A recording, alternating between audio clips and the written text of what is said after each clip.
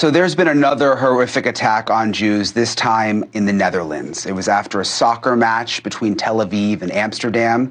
Israeli fans were beaten with bats. They were swarmed and shouted down with awful anti-Semitic slurs.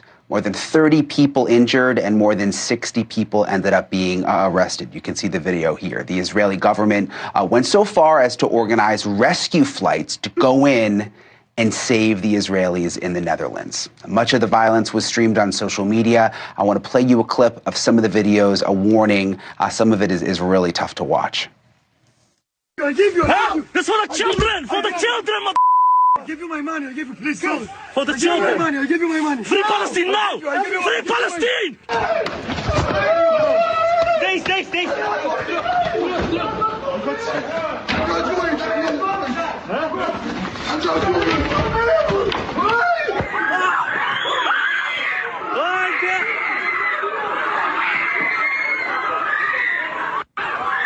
Tonta, اقلب الزمن الطونتا ميك رايدي مع راي مين مع راي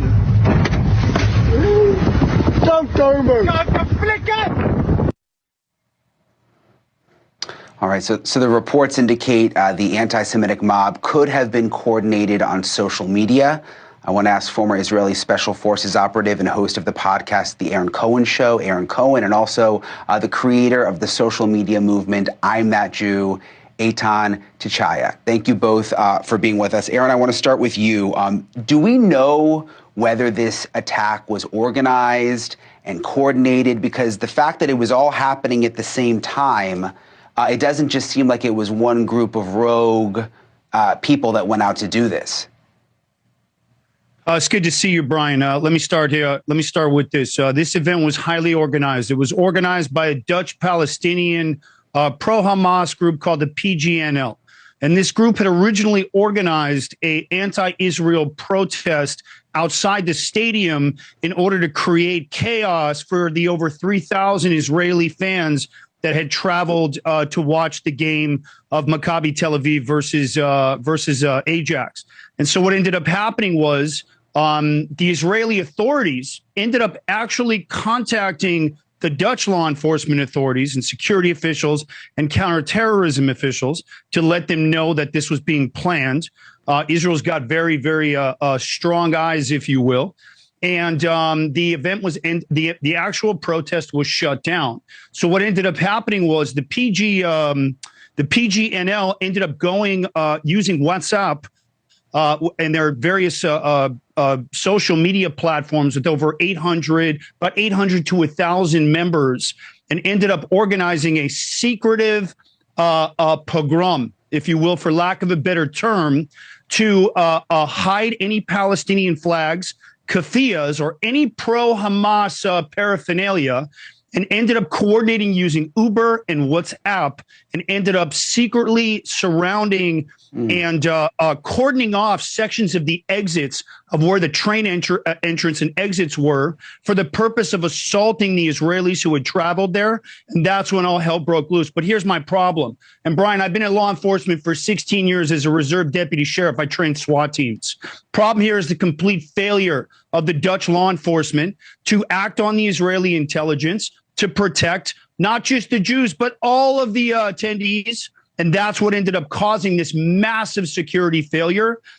And all of that is a result of not taking the intelligence that was provided by Israel's Shin Bet, the Shirut Klilei Bitachon, and using that information to make sure officers were strategically able to get the Israelis safely back to their hotels. Massive failure.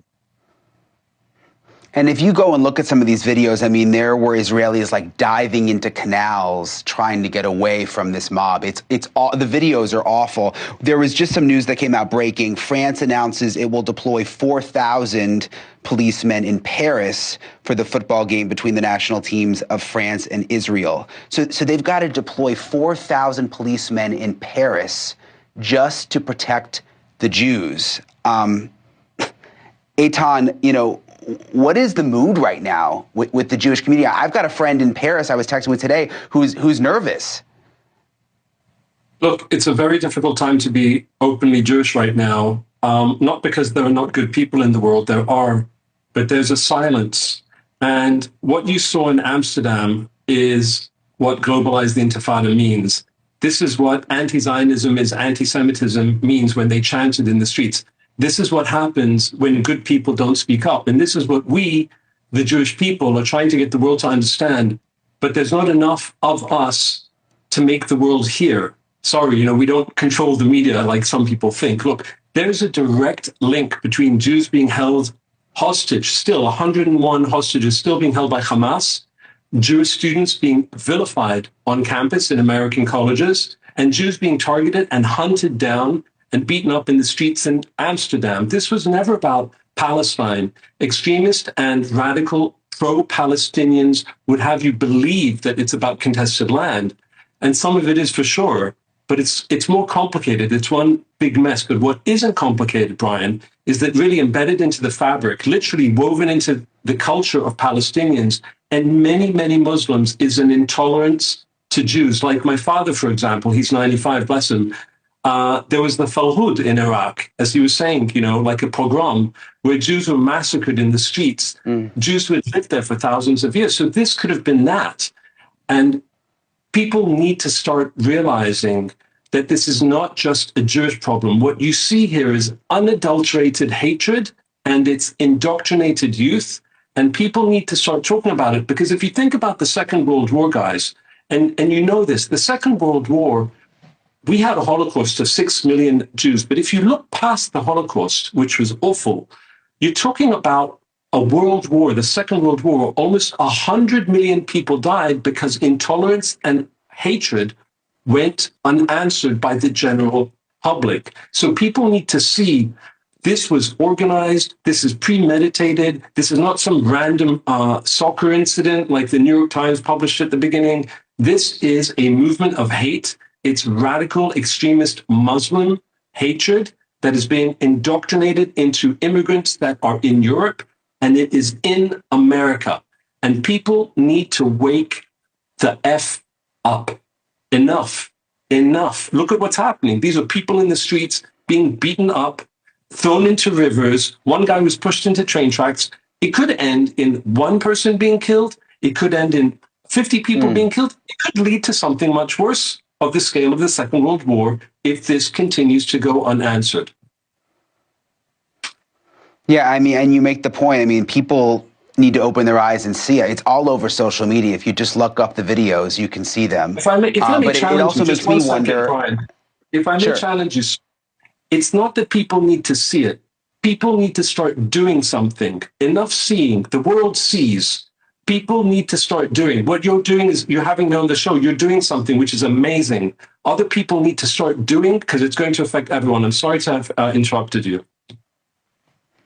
No, it's okay. There were media reports, Aaron. This is what some of the media was saying, that an Israeli fan tearing down a Palestinian flag may have sparked the attacks. But it seems, Aaron, like this was planned long before that, even if it did happen, that happened, right? Yeah, no, that's completely false information. There can be no connection between the premeditated assault that took place in Amsterdam and any bad behavior that may have happened at that soccer match. The fact is that there's evidence, there's data flowing out across the internet right now from WhatsApp groups, from the PGNL, from their founders, their creators, Ayman Nejmeh and his partner, Mohab Majoub. Again, Israeli intelligence had reported that this was going to be a major issue. Now you've got France beefing up 4,000 police officers strong for their upcoming game. And here's the bottom line, Brian. The fact is, Europe fell a long time ago. They've been importing Islamic extremists into those countries for 3 decades. What did you think was going to happen? Now, I don't really speak to anti-Semitism like your guest does, because I don't really think you can control whether people hate you or not. But what I can speak to is, as an Israeli special operations veteran, is that Israeli intelligence is never wrong. Look at Hassan Nasrallah, look at Ismail Haniyeh, and look at all the terrorists that Israel's been systematically targeting.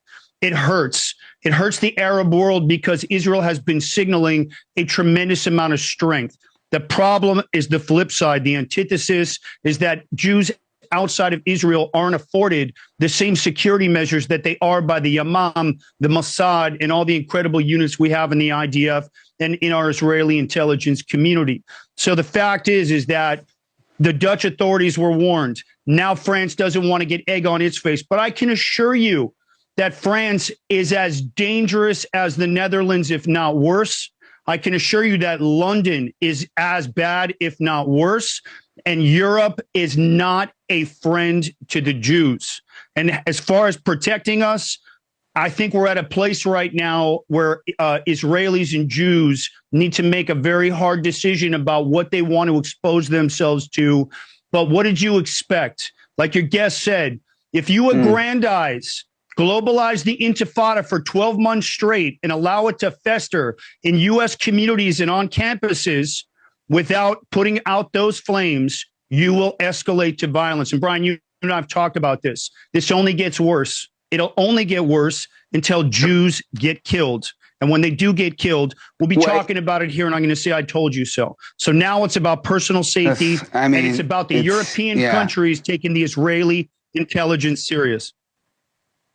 And France obviously knows something, or they wouldn't be sending 4,000 police officers to a soccer match. I mean, Aaron, Eitan, really appreciate you both taking the time with us tonight. Thank you so much. We'll be in touch. Thank you.